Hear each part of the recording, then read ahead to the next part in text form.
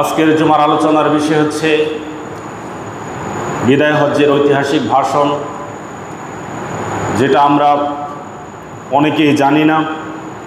প্রতিটি মুসলমানকেই এ বিষয়টা জানতে হবে। রাসূলুল্লাহ সাল্লাল্লাহু আলাইহি ওয়াসাল্লাম, যিনি বিশ্বের সর্বশ্রেষ্ঠ মানুষ, যিনি বিশ্বের সর্বশ্রেষ্ঠ মর্যাদা সম্পন্ন একজন নেতা ছিলেন, যিনি পৃথিবীতে সর্বশ্রেষ্ঠ মানুষ, যার মতো মানুষ পৃথিবীতে পূর্বেও আসেনি, ভবিষ্যতেও আসবে না, সেই নবী সাল্লাল্লাহু আলাইহি ওয়াসাল্লাম তার উম্মতের জন্য বিদায় হজ্জের ঐতিহাসিক ভাষণে যে দিক নির্দেশনা দিয়েছেন, সেটা মুসলমানদের জন্য অত্যন্ত গুরুত্বপূর্ণ। শুধু তাই নয়, রাসূলুল্লাহ সাল্লাল্লাহু আলাইহি ওয়াসাল্লাম বিদায় হজ্জের যে ভাষণ দিয়েছেন, এই ভাষণ শুধু যে মুসলমানরা ফলো করলেই যে তাদের জীবনে উপকার হবে, শুধু তাই নয়, বরঞ্চ যদি কোনো কাফের, যদি কোনো বেঈমান, তারাও যদি এই রাসূলুল্লাহ সাল্লাল্লাহু আলাইহি ওয়াসাল্লামের ভাষণের বিষয়গুলোকে ফলো করে, তাহলে তারাও এই দুনিয়াতে লাভবান হবে। তো সেই বিদায় হজ্জের ঐতিহাসিক ভাষণ সম্পর্কে আমি আপনাদের সামনে আজকে ইনশাআল্লাহ সংক্ষিপ্তভাবে আলোচনা করার চেষ্টা করব, ইনশাআল্লাহ ওয়া মা তাওফিক ইল্লা বিল্লাহ।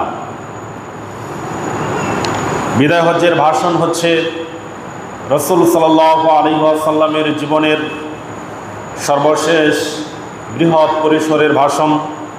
অর্থাৎ বিদায় হজ্জের ভাষণের পর রাসূল সাল্লাল্লাহু আলাইহি ওয়াসাল্লাম আর এত বড় ভাষণ কোনোদিন তিনি দেন নাই, এবং এতগুলো মানুষের সামনে তিনি কোনোদিন ভাষণ দেন নাই।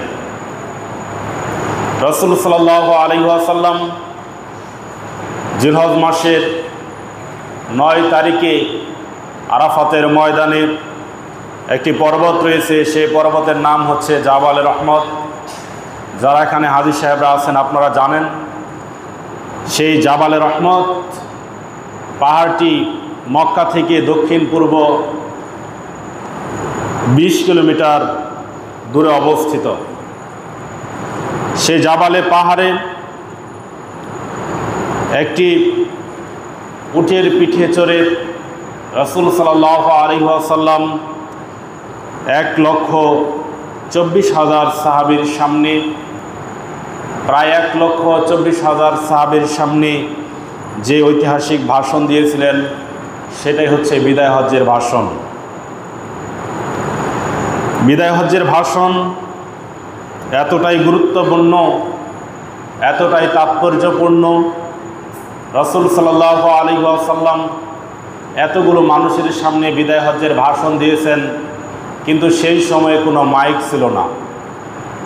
কিন্তু আল্লাহ রাব্বুল আলামিনের সর্বশ্রেষ্ঠ নবী মুহাম্মদ সাল্লাল্লাহু আলাইহি ওয়াসাল্লামের একটি বিশেষ একটা মুজিজা ছিল। এটা বিদায় হজ্জের ভাষণে তিনি যখন ভাষণ দিয়েছিলেন, তিনি যখন বক্তব্য দিয়েছিলেন, সামনের মানুষ যেমন আওয়াজে শুনেছে, পিছনের মানুষও সেই একই আওয়াজে শুনেছে। সুবহানাল্লাহ। রাসূল সাল্লাল্লাহু আলাইহি ওয়াসাল্লামের একটা গুরুত্বপূর্ণ মুজিজা, তার কণ্ঠটাকে আল্লাহ তাআলা এতটাই সুন্দরভাবে মানুষের সামনে উপস্থাপন করেছেন যে সামনের মানুষ যে আওয়াজে শুনেছে, পিছনের মানুষের আওয়াজ শুনতে তেমন সমস্যা হয় না, তারাও ঠিক একই আওয়াজে শুনেছে। তো এই বিদায় হজ্জের ভাষণটা রাসূল সাল্লাল্লাহু আলাইহি ওয়াসাল্লাম দেওয়ার পূর্বে তিনি যেভাবে সূচনা করেছেন, সেটা হাদিসের মধ্যে মুফাসসিরিনে কেরামগণ, মুহাদ্দিসিনে কেরামগণ হাজার হাজার বছর পূর্বে ইমাম বুখারী রাহিমাহুল্লাহ, ইমাম মুসলিম রাহিমাহুল্লাহ, ইমাম তিরমিজি রাহিমাহুল্লাহ, ইমাম ইবনু মাজাহ রাহিমাহুল্লাহ সহ যত তাবি রয়েছে, যত তাবিন রয়েছে, হাজার হাজার তাবি, হাজার হাজার সাহাবীদের মাধ্যমে সেই বিদায় হজ্জের ভাষণ আমাদের এই পর্যন্ত পৌঁছেছে। সকলে বলে আলহামদুলিল্লাহ। সাহাবায়ে কেরামগণ অনেক কষ্ট করেছেন, তারা বিদায় হজ্জের ভাষণটা সুন্দরভাবে তারা লিখে রেখেছেন। তারপরে সাহাবীদের পরের প্রজন্ম যারা তাবি, তারা আবার ওটা লিপিবদ্ধ করেছিলেন। তারপরে তাবির যেই পরের প্রজন্ম তারা হচ্ছে তাবিঈন, তারা সুন্দরভাবে সেটা আবার লিপিবদ্ধ করে রেখেছেন। তার পরবর্তী যে প্রজন্ম সেটা হচ্ছে ইমামদের প্রজন্ম, অর্থাৎ বুখারী, মুসলিম, তিরমিজি, নাসাঈ যারা লিখেছেন তাদের সেই প্রজন্ম, তারা ওইটা সুন্দরভাবে ওখান থেকে লিপিবদ্ধ করে মানুষের মাঝে সুন্দরভাবে ছড়িয়ে দিয়েছেন, মানুষের মাঝে জানিয়ে দিয়েছেন যেন কিয়ামত পর্যন্ত মানুষ এই বিদায় হজ্জের ভাষণটা সুন্দরভাবে শুনতে পারে। আমরা ওই সকল মানুষদের জন্য, আমরা ওই সকল সাহাবীদের জন্য এবং ওই সমস্ত তাবিদের জন্য এবং তাবিঈন এবং যে সমস্ত ইমামগণ এত কষ্ট করে বিদায় হজ্জের ভাষণটা আমাদের মাঝে সুন্দরভাবে লিপিবদ্ধ করে রেখে গেছেন, তাদের জন্য আমরা দোয়া করছি আল্লাহ রাব্বুল আলামিন তাদেরকে কিয়ামত পর্যন্ত মাফ করে দিন। আমরা সকলে বলি আল্লাহুম্মা আমিন। আল্লাহ রাব্বুল আলামিন তাদের কবরে জান্নাতের বিছানা বিছিয়ে দিন। আমরা সকলে বলি আল্লাহুম্মা আমিন। আল্লাহ রাব্বুল আলামিন তাদের এই খেদমতকে কিয়ামত পর্যন্ত কবুল করে নিন। আমরা সকলে বলি আল্লাহুম্মা আমিন। প্রিয় উপস্থিতি, রাসূল সাল্লাল্লাহু আলাইহি ওয়াসাল্লাম বিদায় হজ্জের ভাষণে মোট 16টি বিষয় নিয়ে কথা বলেছেন। তার মধ্যে আমি কয়েকটি বিষয় নিয়ে কথা বলবো। এত বিষয় নিয়ে কথা বললে হয়তোবা কোনোটাই আপনাদের মনে থাকবে না, এজন্য 6 থেকে 7টি অথবা 8টি বিষয় আপনাদের সামনে আমি উপস্থাপন করার চেষ্টা করব। সর্বপ্রথম তিনি ভাষণে দাঁড়িয়ে যেই কথা বলেছিলেন সেই কথা হচ্ছে আইয়ুহান নাস, হে জনগণ, ফা ইন্নী ওয়াল্লাহি লা আদরি লাআল্লি লা আলকাকুম বাদা ইয়াউমি হাযা বি মাকানি হাযা। তিনি বলেছেন, সাহাবীদের সামনে দাঁড়িয়ে বলেছেন যে আল্লাহর শপথ করে বলছি, হে জনগণ শুনে রাখো, আজকের পর হয়তোবা তোমাদের সামনে আমি উপস্থিত হতে পারবো না। এত সুন্দর একটা ভাষণ নিয়ে, এত সুন্দর গুরুত্বপূর্ণ কথা নিয়ে হয়তোবা তোমাদের আর কোনো দিন আমি তোমাদেরকে ওয়াজ নসিহত করতে পারবো না। রাসূল সাল্লাল্লাহু আলাইহি ওয়াসাল্লাম এই ভাষণের শুরুতে বলছেন, ফারাহিমাহুল্লাহু মান সামিয়া মাকালাতি, ওই সমস্ত মানুষদের উপর আল্লাহ তাআলা রহম করুন, ওই সমস্ত মানুষদের উপর আল্লাহ তাআলা দয়া করুন যারা আমার এই বিদায় হজ্জের ভাষণ শুনবে এবং ফাওয়াহা, এবং এই ভাষণকে সুন্দরভাবে মনোযোগ সহকারে শুনে এবং এটাকে মনের একেবারে স্মৃতিবটে ধারণ করবে এবং মুখস্থ রাখবে, মনে রাখবে, তাদের উপর আল্লাহ তাআলা রহম করুন। আমরাও দোয়া করছি আল্লাহ রাব্বুল আলামিন তাদের উপর রহম করুন। আমরা সকলে বলি আল্লাহুম্মা আমিন। রাসূল সাল্লাল্লাহু আলাইহি ওয়াসাল্লাম এই ভাষণের শুরুতে যেই কথাগুলো বলেছেন তার মধ্যে অন্যতম কথা হচ্ছে, তিনি বলেছেন যে তোমরা এখানে যারা আজকে উপস্থিত আছো, তোমাদের দায়িত্ব হচ্ছে যারা এখানে উপস্থিত হয় নাই তাদের মাঝে আমার এই ভাষণের কথাগুলো পৌঁছিয়ে দেওয়া। রাসূল সাল্লাল্লাহু আলাইহি ওয়াসাল্লাম বলছেন, যারা এখানে উপস্থিত আছে তাদের উচিত হবে যারা এখানে উপস্থিত হতে পারে নাই, অর্থাৎ পরের প্রজন্মকে এই বিদায় হজ্জের ভাষণের বিষয়গুলো জানিয়ে দেওয়া। প্রিয় উপস্থিতি, রাসূল সাল্লাল্লাহু আলাইহি ওয়াসাল্লাম সর্বপ্রথম বিদায় হজ্জের ভাষণে যেই কথা বলেছেন, তিনি বলেছেন, ইয়া আইয়ুহান নাস, হে মানুষ সকল, ইলামু, তোমরা জেনে রাখো, ইলামু, তোমরা জেনে রাখো। কি জেনে রাখো? ইন্না দিমাআকুম ওয়া আমওয়ালাকুম ওয়া আরাদাকুম হারামুন আলাইকুম কা হুরমাতি ইয়াউমিকুম হাযা ফি শাহরিকুম হাযা ফি বালাদিকুম হাযা। প্রিয় উপস্থিতি, খুব মনোযোগের সাথে আজকের আলোচনাটি শুনবেন। রাসূল সাল্লাল্লাহু আলাইহি ওয়াসাল্লাম বলছেন, নিশ্চয়ই তোমাদের একজনের রক্ত আরেকজনের উপর আমি হারাম করে দিলাম। অর্থাৎ একজন মানুষ আরেকজন মানুষকে অন্যায়ভাবে হত্যা করতে পারবে না। এটা আল্লাহ নবী সাল্লাল্লাহু আলাইহি ওয়াসাল্লাম বিদায় হজ্জের ভাষণে সর্বপ্রথম হারাম করে দিয়েছেন। তারপরে রাসূল সাল্লাল্লাহু আলাইহি ওয়াসাল্লাম বলছেন, ওয়া আমওয়ালাকুম, এবং তোমাদের সম্পদ, একজনের সম্পদ আরেকজন অন্যায়ভাবে ভক্ষণ করবে, আমি এই বিষয়টা চিরতরে তোমাদের জন্য হারাম করে দিলাম, এই বিষয়টা তোমাদের জন্য অবৈধ করে দিলাম। অর্থাৎ একজন মুসলমানের সম্পদ আরেকজন মুসলমান অন্যায়ভাবে দখল করতে পারবে না, অন্যায়ভাবে ভক্ষণ করতে পারবে না। রাসূল সাল্লাল্লাহু আলাইহি ওয়াসাল্লাম বিদায় হজ্জের ভাষণে বলেছেন, ওয়া আরাদাকুম, এবং তোমাদের একজনের সম্মান আরেকজন নষ্ট করবে, এটাকে আমি চিরতরের জন্য হারাম করে দিয়েছি। অর্থাৎ একজনের সম্মান আরেকজনের কাছে এতটাই গুরুত্বপূর্ণ। রাসূল সাল্লাল্লাহু আলাইহি ওয়াসাল্লাম বলছেন কতটা গুরুত্বপূর্ণ, কা হুরমাতি ইয়াউমিকুম, অর্থাৎ জিলহজ মাস হচ্ছে আল্লাহর কাছে অন্যতম শ্রেষ্ঠ মাস। জিলহজ মাস হচ্ছে আল্লাহর কাছে অন্যতম শ্রেষ্ঠ মাস। আমরা এখন যে মাসে অবস্থান করছি এটা জিলহজ মাস। এই মাসটা হচ্ছে আল্লাহর কাছে অন্যতম একটা পবিত্র মাস এবং সম্মানিত মাস। রাসূল সাল্লাল্লাহু আলাইহি ওয়াসাল্লাম বলছেন তোমাদের একজনের সম্মান আরেকজনের কাছে তেমন পবিত্র যেই রকম পবিত্র আল্লাহর কাছে এই জিলহজ মাস। সুবহানাল্লাহ।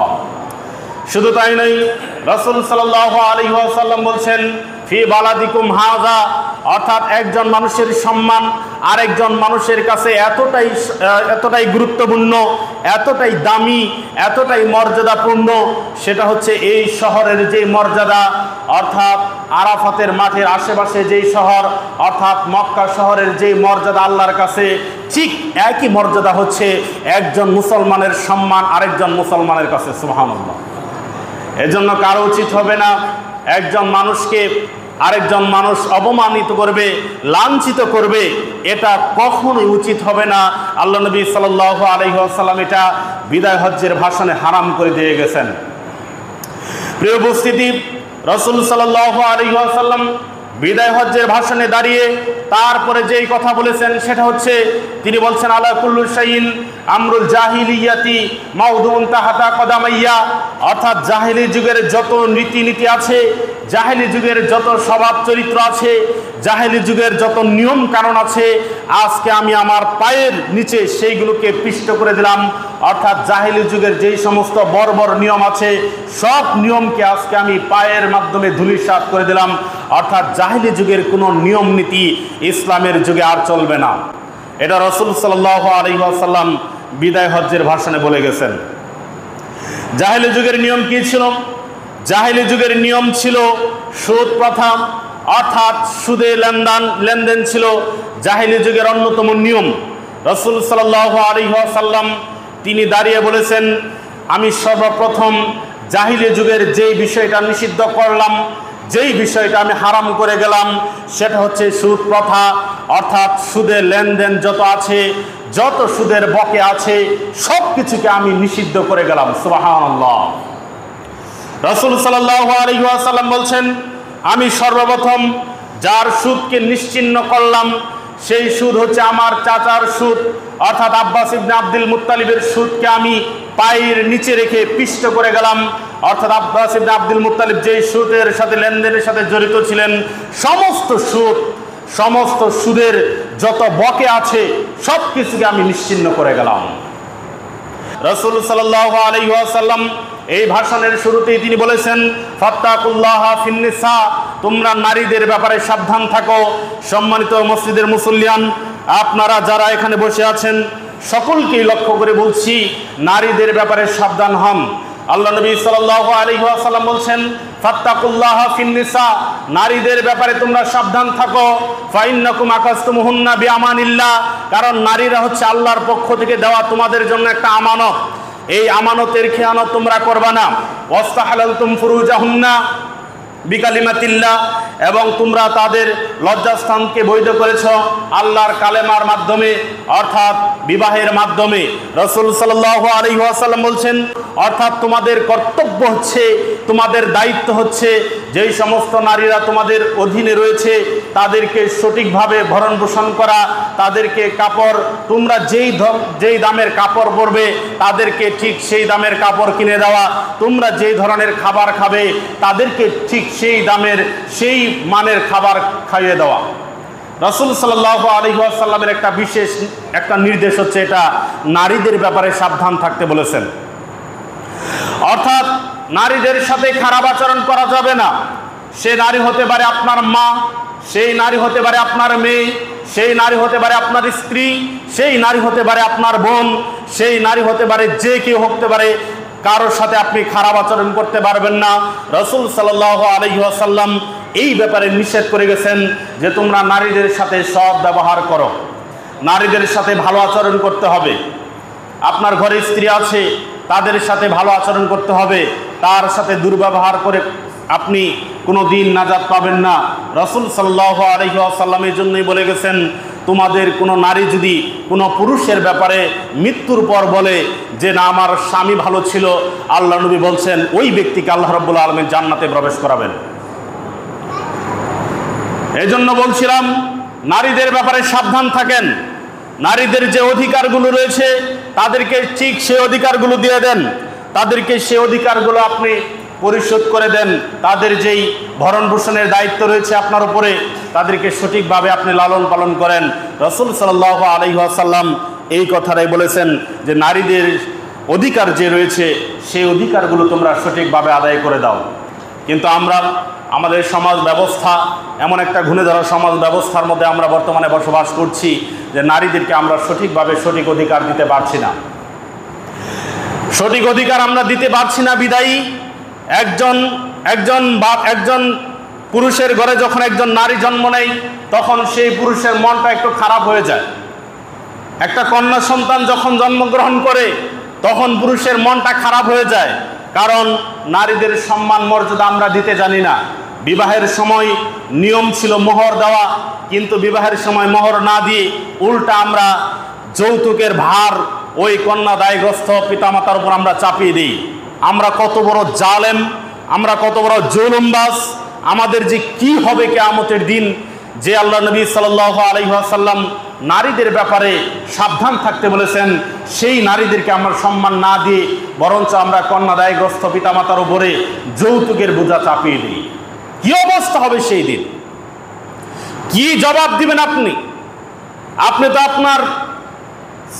আপনার স্ত্রীকে তো মোহর দেন নাই, বরঞ্চ আপনি কয়েকদিন পর পরে আপনি তাকে ফোর্স করেন, এই ব্যাপারে বলেন যে তুমি তোমার বাবার বাড়ি থেকে কিছু নিয়ে আসো, খাট নিয়ে আসো, ফ্রিজ নিয়ে আসো, তারপরে টিভি নিয়ে আসো, এটা নিয়ে আসো, ওটা নিয়ে আসো। এইভাবে করে যে আপনি ফোর্স করতেছেন, আপনার কিয়ামতের দিন কি হবে?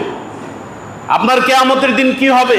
রাসূল সাল্লাল্লাহু আলাইহি ওয়াসাল্লাম বলে গেছেন, ওয়া ইয়াগুলুল ইয়াতি বিমা গাল্লা ইয়াউমাল কিয়ামা, সেই দিন যারা মানুষের সম্পদগুলোকে অন্যায়ভাবে ভক্ষণ করেছে কিয়ামতের দিন মাথার উপর থাকবে তাদের সেই সম্পদগুলো কিয়ামতের দিন মাথার উপরে থাকবে।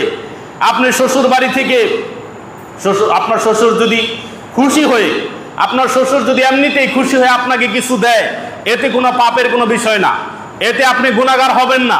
কিন্তু যদি আপনি আপনার বউকে বলেন যে বাপের বাড়ি থেকে এটা নিয়ে আসো, ওটা নিয়ে আসো, তাহলে আপনার খবর আছে। তাহলে কিয়ামতের দিন দেখবেন আপনার মাথার উপরে সেই ফ্রিজ, কিয়ামতের দিন আপনার মাথার উপরে থাকবে সেই খাট, আপনি এগুলা নিয়ে কিয়ামতের দিন উঠবেন, আপনার মাথার উপরে এগুলো থাকবে। কেন? কারণ হচ্ছে আপনি এইগুলা অন্যায়ভাবে মানুষের সম্পদকে আপনি ভক্ষণ করেছেন। প্রিয় উপস্থিতি, এই জন্য বলছিলাম নারীদের ব্যাপারে সাবধান থাকেন। আপনি যেই দামের পোশাক পরেন তাদেরকে ঠিক সেই দামের পোশাক আপনাকে দিতে হবে। আপনি পোশাক পরেন 5,000 টাকার পাঞ্জাবি আপনি পরেন, আপনি পোশাক পরেন 5,000 টাকা দামের, কিন্তু আপনি আপনার স্ত্রীকে যখন আপনি পোশাক কিনে দেন তখন আপনি কিনে দেন মাত্র 800 টাকার পোশাক, আপনি কিনে দেন মাত্র 700 টাকার পোশাক, 500 টাকার পোশাক, যে আপনি কিয়ামতের দিন নাজাত পাবেন না। এটা হক আদায় হলো না। আপনি দামি খাবার খান, আপনি আপনার স্ত্রীকেও দামি খাবার খাওয়াবেন। আপনি এক জায়গায় চাকরিতে কর্মস্থলে আসেন, আপনি ভালো খাবার খান, কিন্তু বাড়িতে কি খায় আপনি এটা খবর রাখেন না, তাহলে আল্লাহর কাছে আপনাকে জবাবদিহি করতে হবে। রাসূল সাল্লাল্লাহু আলাইহি ওয়াসাল্লাম বিদায় হজ্জের ভাষণে এই কথাটাই বলেছেন, ওয়ালাহুন্না আলাইকুম রিজকুহুন্না ওয়া কিসওয়াতুহুন্না বিমারুফ, অর্থাৎ তোমরা তাদেরকে বস্ত্র পরিধান করাও সেই মাপের, তোমরা যে ধরনের বস্ত্র পরিধান করো, তোমরা যেই খাবার খাও ঠিক সেই মূল্যের খাবার তোমরা তাদেরকে খাওয়াও। ইসলাম নারীকে যে মর্যাদা দিয়েছে অন্য কোনো ধর্ম সেই মর্যাদা দিতে পারেনি। প্রিয় উপস্থিতি, পুরুষদের ব্যাপারে কিছু কথা বললাম, এখন আসি নারীদের ব্যাপারে। যারা আমার মাইকের আওয়াজ শুনতে পাচ্ছেন, পুরুষদেরও কিছু অধিকার রয়েছে নারীদের উপরে, যে পুরুষদের আয় ইনকামের উপরে নারীদেরকে সন্তুষ্ট থাকতে হবে। আপনি আরেকজনের দিকে তাকাইলে হবে না। একজনে বেতন পায় 50,000 টাকা আর আপনার স্বামী পায় 20,000 টাকা। এখন 20,000 টাকা আপনার স্বামী পায়, এখন আপনার 50,000 টাকার যে মানুষটি আছে তার স্ত্রীর সাথে যদি আপনি তুলনা করেন, তাহলে এটা হবে আপনার স্বামীর প্রতি একটা অকৃতজ্ঞতা। রাসূল সাল্লাল্লাহু আলাইহি ওয়াসাল্লাম পুরুষদের অধিকার যেভাবে বলেছেন, রাসূল সাল্লাল্লাহু আলাইহি ওয়াসাল্লাম নারীদের অধিকার যেভাবে সংরক্ষণ করতে বলেছেন, ঠিক একইভাবে করে আবার নারীদেরকে বলেছেন পুরুষের অধিকারকে সংরক্ষণ করা, অর্থাৎ পুরুষদের যে অধিকার রয়েছে সেটাকে আদায় করতে হবে। রাসূল সাল্লাল্লাহু আলাইহি ওয়াসাল্লাম নারীদের ব্যাপারে বলেছেন, পুরুষ ভাইদেরকে লক্ষ্য করে বলছে আপনারা এই বিষয়টায় একটু সতর্ক থাকবেন যে নারীদের চরিত্রটা কেমন। আল্লাহ তাআলা নারীদেরকে এইভাবে করে বানিয়েছেন। রাসূল সাল্লাল্লাহু আলাইহি ওয়াসাল্লাম বলছেন, লাউ আহসানতা ইলা ইহদাহুন্না দাহর সুম্মা রাত মিনকা, যখন একজন পুরুষ দীর্ঘদিন যাবৎ একজন নারীকে ভরণ পোষণ ঠিক মতো দিয়ে যাচ্ছে, খাবার পোশাক, তার যে আবদারগুলো আছে, তার যে চাহিদাগুলো আছে, সব কিছু ঠিকঠাকভাবে সে পালন করছে, ঠিকঠাকভাবে সে আদায় করছে, কিন্তু যদি কোনো দিন সুম্মা রাত মিনকা শাইআ ক্বালাত মা রাআইতু মিনকা খায়রান কত্তু, যখন কোনো দিন একটু আপনি দিতে পারবেন না, তখন ওই নারী আপনাকে বলে বসবে যে তুমি জীবনেও আমাকে কিছু দাও নাই। আপনি 50 বছর যাবত, আপনি 20 বছর যাবত, আপনি 30 বছর যাবত আপনি আপনার স্ত্রীর ভরণ পোষণ করতেছেন, তার যেই চাহিদাগুলো আছে সব আপনি মিটাচ্ছেন, কোনো একদিন আপনি মিটাতে পারেন নাই, আপনার স্ত্রী বলে বসবে যে তুমি জীবনেও আমাকে কিছু দাও নাই। রাসূল সাল্লাল্লাহু আলাইহি ওয়াসাল্লাম এই জন্যই তাদের ব্যাপারে বলেছেন, তিনি মিরাজে দেখে এসেছেন যে জাহান্নামে নারী আর নারী। তখন মহিলা সাহাবীরা জিজ্ঞাসা করলেন কারণটা কি? তখন রাসূল সাল্লাল্লাহু আলাইহি ওয়াসাল্লাম বলছেন, তাকফুরুনাল আশির, তোমরা তোমাদের স্বামীদের অকৃতজ্ঞতা প্রকাশ করো, স্বামীদের অকৃতজ্ঞতা প্রকাশ করো। তখন মহিলা সাহাবীরা বলল এটা কিভাবে? তখন রাসূল সাল্লাল্লাহু আলাইহি ওয়াসাল্লাম বলছেন, তোমাদের পুরুষেরা যখন দীর্ঘদিন যাবৎ তোমাদের চাহিদা পূরণ করেন, তোমাদের যে খাবার লাগে দেন, তোমাদের যে পোশাক লাগে দেন, তারপরে যখন কোনোদিন কোনো কারণে দিতে পারেন না, তখন তোমরা সব কিছুকে, তোমাদের অতীতের সব কিছুকে তোমরা অস্বীকার করো। রাসূল সাল্লাল্লাহু আলাইহি ওয়াসাল্লাম বলছেন এই কারণে নারীরা বেশি জাহান্নামে যাবে। সকলে বলি নাউযুবিল্লাহ। প্রিয় উপস্থিতি, এই জন্য আমাদেরকে এই বিষয়টা খেয়াল রাখতে হবে। নারীরা হচ্ছে পুরুষদের জন্য আমানত। এই আমানতের খেয়ানত করা যাবে না। এই আমানতের খেয়ানত কিভাবে হয়? আপনি নারীকে বাসস্থানে ভালো রাখছেন, আপনি পোশাক ভালো দিচ্ছেন, খাবারও ভালো দিচ্ছেন, কিন্তু নারীকে আপনি পর্দায় রাখেন না। এই নারীকে দিয়ে আপনি নারীকে পর্দায় না রেখে নারীকে আপনি বেহায়াপনার মধ্যে আপনি নিমজ্জিত করেছেন, তাহলে আপনি নারীকে আল্লাহ তাআলা যে আপনার উপর যে আমানতটা দিয়েছিলেন এই আমানতের খেয়ানত করেছেন।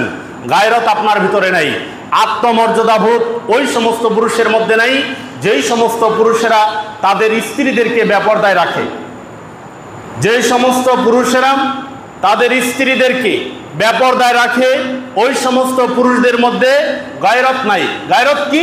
গায়রত হচ্ছে আত্মমর্যাদাবোধ নাই। গায়রতের কথা বলতে গিয়ে আমি কয়েকটা কথা বলি। একজন সাহাবী, বিশিষ্ট সাহাবী আলী রাদিয়াল্লাহু আনহুর সামনে একজন লোক এসে বললেন যে আপনার স্ত্রী কেমন আছে? মনোযোগ সহকারে শুনেন, সাহাবীদের গায়রতটা কেমন ছিল, তাদের আত্মমর্যাদাবোধ কেমন ছিল। তো আলী রাদিয়াল্লাহু আনহুকে এসে বললেন যে আপনার স্ত্রী কেমন আছে? তখন আলী রাদিয়াল্লাহু আনহু বললেন যে তোমার রক্ত যদি আমার জন্য হালাল হতো তাহলে আমি তোমাকে এখানে কতল করে ফেলতাম। বুঝতে পারেননি কথা? যে শুধু বলেছে যে আপনার স্ত্রী কেমন আছে, কোনো দিন কিন্তু আলী রাদিয়াল্লাহু আনহুর স্ত্রীকে কেউ দেখতে পায় নাই, কেউ দেখেনি, কোনো পরপুরুষ দেখেনি। শুধু বলেছে যে আপনার স্ত্রী কেমন আছে। আলী রাদিয়াল্লাহু আনহু এই কথাটাই সহ্য করতে পারলেন না, বললেন যে তোমার রক্ত যদি আমার জন্য হালাল হতো তাহলে আমি তোমাকে একেবারে কতল করে দিতাম। এখানে তুমি আমার স্ত্রী সম্পর্কে জানতে চাও, কিন্তু আমরা এখন আমাদের আত্মমর্যাদাবোধ এতটাই নিচে চলে গেছে, এতটাই আমরা আত্মমর্যাদাবোধহীন হয়ে গেছি যে আমাদের সামনে এসে বলে ভাবি কেমন আছে, আর আমরা হেসে হেসে উত্তর দিই ভালোই আছে। জি না, এটা আপনাকে কেউ জিজ্ঞাসা করতে পারে না। কোনো পুরুষ এইভাবে করে একজন পুরুষকে বলতে পারে না যে ভাবি কেমন আছে, এটা বলতে পারে না। বলতে পারে যে আপনার সন্তান কেমন আছে, এটা বলতে পারে। কোনো নারীকে ইন্ডিকেট করে যে এরকম কথা বলতে পারে না। সাহাবীরা এটা সহ্য করতে পারেন নাই। তারপরে গায়রতের আর একটা উদাহরণ দেই, তারপরে আমরা বলবো যে আমরা আলোচনা করবো যে আসলে আমাদের গায়রতটা কোন পর্যায়ে আছে। একদিন একজন সাহাবী উটকে জবাই করে দিচ্ছেন, উটকে জবাই করে দিচ্ছেন। তখন অন্য লোকেরা বলল যে আপনি উটকে জবাই করে দিচ্ছেন কেন? আপনি তো কয়দিন আগে এই উটটা কিনলেন, এখনই জবাই করে দিচ্ছেন, কারণটা কি? তখন বলল যে এই উটের উপরে আমার স্ত্রী চলেছে, এই উটের উপরে আমার স্ত্রী এই উটের উপর আরোহণ করেছে, এবং আমার বাড়িতে যে সমস্ত মহিলারা ছিল তারা এই উটের উপর চড়েছে, এই জন্য এই উটটাকে আমি কতল করে দিচ্ছি, জবাই করে দিচ্ছি। তখন ওই লোকেরা বলল যে কেন আপনি এটা করলেন? তখন বলল যে এই উটটা যদি আমি বাজারে বিক্রি করি তাহলে এই উটের উপরে অন্য কোনো পুরুষ হয়তো বা সওয়ার হবে, যেই উটের উপরে আমার স্ত্রী চলেছে, যেই উটের উপরে আমার পরিবারের মহিলারা যে উটের উপরে আরোহণ করেছে, সেই উটের উপরে কোনো পুরুষ চড়বে, এটা আমরা সহ্য করব না। চিন্তা করছেন তাদের আত্মমর্যাদাবোধ, তাদের আত্মমর্যাদাবোধ কোন পর্যায়ে ছিল। আর আপনি আপনার স্ত্রীকে সুন্দরভাবে সাজিয়ে গুজিয়ে আপনি আপনার স্ত্রীকে নিয়ে যাচ্ছেন মানুষকে দেখিয়ে দেখিয়ে, আপনার আত্মমর্যাদাবোধ কোথায়? আপনি আপনার স্ত্রীর ছবি ফেসবুকে সুন্দরভাবে দিয়েছেন, আবার সেখানে গিয়া বখাটে যুবকরা, নির্লজ্জ যুবকরা, চরিত্রহীন যুবকরা সেখানে গিয়ে কমেন্ট করতেছে যে মাশাআল্লাহ ভাবি তো অনেক সুন্দর, মাশাআল্লাহ ভাবি অনেক সুন্দর। আপনি সেখানে গিয়ে আবার লাভ রিয়েক্ট দিচ্ছেন। আপনার ভিতরে কি আত্মমর্যাদা বোধ আছে? আত্মমর্যাদা বোধ আপনার ভিতরে নাই। আপনি আল্লাহর আমানতকে খেয়ানত করেছেন। আল্লাহ তাআলা আপনাকে যে আমানত দিয়েছিলেন, এই আমানতকে আপনি খেয়ানত করেছেন। এই উপস্থিতির জন্য আমাদেরকে সাবধান থাকতে হবে। স্ত্রী একান্তই প্রাইভেট বিষয়, এটা প্রকাশ করার কোনো বিষয় না। আল্লাহ নবী সাল্লাল্লাহু আলাইহি ওয়াসাল্লামের জন্য বলেছেন আল মারআতু আওরাতু, নিশ্চয় মহিলারা হচ্ছে ঢেকে রাখার বস্তু, অর্থাৎ গোপনে রাখার বস্তু। জি, আপনি যত তাদেরকে গোপনে রাখবেন তত আপনার সম্মান বাড়বে, আপনার ইজ্জত তত বাড়বে। আপনি তাদেরকে যত বেপরদায় রাখবেন আপনার গায়রত কমে যাবে, আপনার আত্মমর্যাদা বোধ কমে যাবে। উপস্থিতি, তাহলে আমরা আমাদের অধীনে যে সমস্ত নারীরা রয়েছে তাদেরকে পর্দায় রাখবো, বলেন ইনশাআল্লাহ। এটা একেবারে নিজের প্রাইভেট বিষয়। আসলে এটা আমরা বুঝি না, আমরা আসলে নারীদেরকে সম্মান দিতে জানি না, বিদায় আমরা এটা বুঝি না। তারা যদি বেপরদায় চলতে চায় তাদেরকে শাসন করে হলেও আপনাকে পর্দায় রাখতে হবে, তাদেরকে পরপুরুষের সামনে যেতে দিবেন না। এখন সমাজ ব্যবস্থা পর্দায় জন্য নাই দেখেই আমরা কত যে দুর্ঘটনার শিকার হই, আমরা যে কত শুনি যে অমুকের সাথে পালিয়ে গেছে, অমুকের সাথে কাজের ছেলের সাথে পালিয়ে গেছে। এইগুলো কারণটা কি? এই কারণটা হচ্ছে যে আমরা আসলে আমানতের খেয়ানত করেছি। আমরা যে আমানতের খেয়ানত করেছি এজন্য এই অবস্থাটা হচ্ছে। যে অবস্থাটা আল্লাহ তাআলা আমাদেরকে বোঝার তৌফিক দান করুন, আমরা সকলে বলি আল্লাহুম্মা আমিন। প্রিয় উপস্থিতি, তারপরে বিদায় হজ্জের ভাষণে আল্লাহ নবী সাল্লাল্লাহু আলাইহি ওয়াসাল্লাম মুসলিম ভ্রাতৃত্বের কথা বলেছেন, অর্থাৎ মুসলিমরা পরস্পর ভাই ভাই। একজন মুসলমান যদি কষ্ট পায় কোথাও, আরেকজন মুসলমানের কষ্ট লাগতে হবে। অর্থাৎ একজন মুসলমান এমন আরেকজন মুসলমানের সাথে সম্পর্ক হবে যে একটা দেহের মতো। অর্থাৎ যদি মাথা ব্যথা হয় তার সারা শরীর যেরকম ঘুমাইতে পারে না, কারো যদি হাত ব্যথা হয় তার সারা শরীর যেমন ঘুমাইতে পারে না, ঠিক একইভাবে হবে একজন মুসলমানের অবস্থা। একজন মুসলমান যদি কষ্ট পায় তাহলে আরেকজন মুসলমান সেই বিষয়টাতে তার কষ্ট পেতে হবে। রাসূল সাল্লাল্লাহু আলাইহি ওয়াসাল্লাম এটাই বলেছেন। রাসূল সাল্লাল্লাহু আলাইহি ওয়াসাল্লাম বলছেন ফালা ইয়াহিল্লা লিইমরি মিন আখিহি ইল্লা মা আতাওয়ান তিবি নাফসিন মিনহু, অর্থাৎ কারোর জন্য বৈধ হবে না কারোর সম্পদকে নেওয়া তার অনুমতি ছাড়া।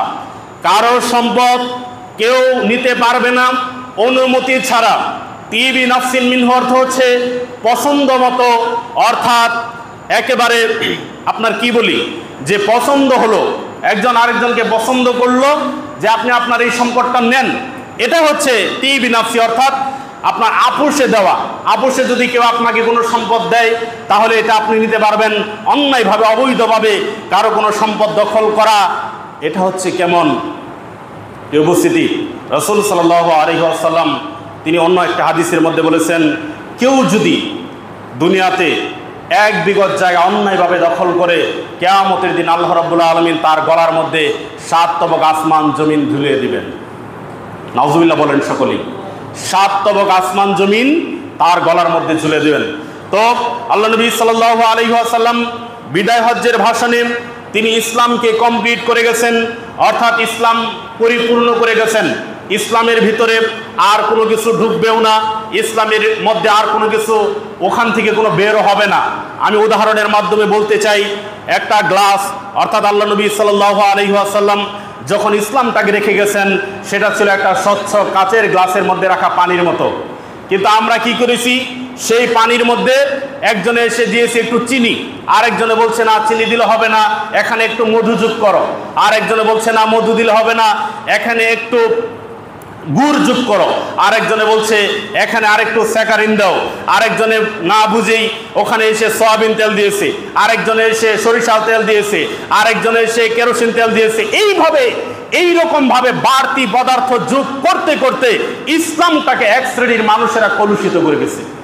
রাসূল সাল্লাল্লাহু আলাইহি ওয়াসাল্লাম বিদায় হজ্জের ভাষণে রাসূল সাল্লাল্লাহু আলাইহি ওয়াসাল্লাম ইসলামকে কমপ্লিট করে গেছেন। ইসলাম পরিপূর্ণ ছিল, ইসলামের ভিতরে কোনো কিছু প্রবেশ করবে না, ওখান থেকে বেরও করা যাবে না। আল্লাহ রাব্বুল আলামিন কোরআনে আয়াত নাজিল করে দিয়েছেন। যখন এই আয়াতটা নাজিল হচ্ছিল, রাসূল সাল্লাল্লাহু আলাইহি ওয়াসাল্লাম যে উটের পিঠে বসেছিলেন সেই উটটা কুজু হয়ে বসে পড়ছিল। ওই উটটা আল্লাহর এই ওহীর ভার বহন করতে না পেরে উটটা বসে পড়েছিল। কি সে আয়াত? আল্লাহ রাব্বুল আলামিন বলছেন, আল ইয়াউমা আকমালতু লাকুম দীনাকুম ওয়া আতমামতু আলাইকুম নি'মাতি ওয়া রাদিতু লাকুমুল ইসলাম দীনা। আজকে আমি তোমাদের জন্য তোমাদের দিনকে পরিপূর্ণ করলাম এবং তোমাদের উপর আমার নিয়ামতকে সম্পূর্ণ করলাম এবং ইসলামকে তোমাদের জন্য মনোনীত দিন হিসাবে আখ্যায়িত করলাম, মনোনীত দিন হিসাবে আমি তোমাদেরকে দিয়ে দিলাম। রাসূল সাল্লাল্লাহু আলাইহি ওয়াসাল্লামের উপর যখন এই আয়াতটা নাজিল হলো, এই আয়াতটার কিছুদিন নাজিল হওয়ার কিছুদিন পরে ইহুদিরা ওমর বিন খাত্তাব রাদিয়াল্লাহু আনহুকে বললেন যে এইরকম একটা আয়াত যদি আমাদের উপর নাজিল হতো তাহলে ওই দিনটাকে আমরা অত্যন্ত মর্যাদাপূর্ণ দিন হিসেবে আখ্যায়িত করতাম। তখন ওমর বিন খাত্তাব রাদিয়াল্লাহু আনহু বললেন যে হ্যাঁ, আমরাও তো ওই দিনটাকেই আখ্যায়িত করি, ওই দিনটাকে আমরা উত্তম আখ্যায়িত করি। সেই দিনটা হচ্ছে শুক্রবার দিন, সেই দিনটা হচ্ছে পবিত্র জিলহজ মাসের 9 তারিখ। প্রিয় উপস্থিতি, রাসূল সাল্লাল্লাহু আলাইহি ওয়াসাল্লাম বিদায় হজ্জের ভাষণে আমাদেরকে 2টা জিনিস দিয়ে গেছেন। এক নাম্বার হচ্ছে আল কোরআন, আরেকটা হচ্ছে রাসূল সাল্লাল্লাহু আলাইহি ওয়াসাল্লামের হাদিস, অর্থাৎ রাসূল সাল্লাল্লাহু আলাইহি ওয়াসাল্লামের সহিহ সুন্নাহ। রাসূল সাল্লাল্লাহু আলাইহি ওয়াসাল্লাম বলছেন, তারাকতু ফীকুম আমরাইন লান তাযিল্লু মা তামাসসাকতুম বিহিমা কিতাবাল্লাহি ওয়া সুন্নতি। তোমরা যদি এই 2টা জিনিসকে আঁকড়ে ধরো তাহলে কোনোদিন তোমরা বিপথে যাবে না, কোনো দিন তোমরা পথভ্রষ্ট হবে না। রাসূল সাল্লাল্লাহু আলাইহি ওয়াসাল্লাম আমাদেরকে যেই 2টা জিনিস দিয়েছেন, এই 2টা জিনিস যদি আমরা গ্রহণ করি, এই 2টা জিনিসকে যদি আমরা আঁকড়ে ধরি, তাহলে কাল কিয়ামতের মাঠে আল্লাহর নবী সাল্লাল্লাহু আলাইহি ওয়াসাল্লাম আমাদেরকে হাউজে কাউসারের পানি পান করিয়ে তিনি সুপারিশ করে আমাদেরকে জান্নাতে নিয়ে যাবেন। খুতবার শেষের দিকে চলে এসেছি। রাসূল সাল্লাল্লাহু আলাইহি ওয়াসাল্লাম বলছেন, যারা তোমরা আমার এই 2টা জিনিসকে আঁকড়ে ধরবে, আমার সুন্নাতকে আঁকড়ে ধরবে, তারা কিয়ামতের দিন হাউজে কাউসারের পারে যাবে, আমি তাদেরকে পানি পান করাবো। আল্লাহ রাসূল সাল্লাল্লাহু আলাইহি ওয়াসাল্লাম বলছেন, আমি সর্বপ্রথম হাউজে কাউসারের পারে চলে যাব, আমি আমার উম্মতকে পানি পান করানোর জন্য। সেখানে পানি পান করানোর জন্য আমি যখন যাব, দেখতে পাবো যে এক শ্রেণীর মানুষ আসতেছে, তাদেরকে দেখে আমার মনে হবে তারা আমার উম্মত, তাদেরকে দেখে আমার মনে হবে তারা আমার উম্মত, তারা আমার কাছে আসবে পানি পান করার জন্য। কিন্তু ইতিমধ্যে মাঝখানে বিশাল বড় একটা পর্দা পড়ে যাবে, একটা দেয়াল পড়ে যাবে। তখন আমি বলবো যে এরা হচ্ছে আমার উম্মত। আল্লাহর কাছে বলবেন অথবা ফেরেশতাদের কাছে বলবেন, এরা তো আমার উম্মত, এদেরকে আসতে দিচ্ছ না কেন? তখন ফেরেশতারা বলবে অথবা আল্লাহ রাব্বুল আলামিন বলবেন, ইন্নাকা লা তাদরি মা হাদাসু বাদাক, হে নবী আপনি জানেন না আপনার মৃত্যুর পর এরা ইসলামের মধ্যে নতুন কিছু প্রবেশ করেছে, ইসলামটাকে কলুষিত করেছে। আগে বলছিলাম না উদাহরণ দিয়ে, যে যেই স্বচ্ছ পানিটা আল্লাহ নবী সাল্লাল্লাহু আলাইহি ওয়াসাল্লাম রেখে গেছেন, যেই স্বচ্ছ ইসলামটা রেখে গেছেন, সেই স্বচ্ছ পানি আপনি যদি পান করেন, অর্থাৎ সেই ইসলামটাকে যদি আপনি ফলো করেন, তাহলে কিয়ামতের দিন আল্লাহ নবী সাল্লাল্লাহু আলাইহি ওয়াসাল্লাম সেই হাউজে কাউসারের পানি পান করিয়ে সুপারিশ করে আপনাকে জান্নাতে প্রবেশ করাবেন। আর যদি আপনি সেই স্বচ্ছ পানিটাকে নষ্ট করেন, আপনি যদি নিজে আমল যোগ করে সেই স্বচ্ছ পানিটাকে নষ্ট করেন, তাহলে ওই দিন হাসরের ময়দানে হাউজে কাউসারের পার থেকে আল্লাহ নবী সাল্লাল্লাহু আলাইহি ওয়াসাল্লাম বলছেন, সোহকান সোহকান লিমান গায়্যারা বাদি, অর্থাৎ যারা আমার মৃত্যুর পরে ইসলামের মধ্যে নতুন কিছু প্রবেশ করিয়েছ, আমার যেই ইসলাম আমি রেখে এসেছি সেই ইসলামের মধ্যে নতুন কিছু সংযোজন বিয়োজন করেছ, সেই সমস্ত মানুষরা আজকে তোমরা দূর হয়ে যাও। সোহকান সোহকান লিমান গায়্যারা বাদি, এর চাইতে বড় আফসোসের বিষয়, এর চাইতে বড় পরিতাপের বিষয় আর কি হতে পারে? এজন্য আল্লাহ রাব্বুল আলামিন আমাদেরকে যে ইসলাম দিয়েছেন, রাসূল সাল্লাল্লাহু আলাইহি ওয়াসাল্লাম আমাদের কাছে যে ইসলাম রেখে গেছেন, আমরা সেই ইসলাম মোতাবেক চলবো।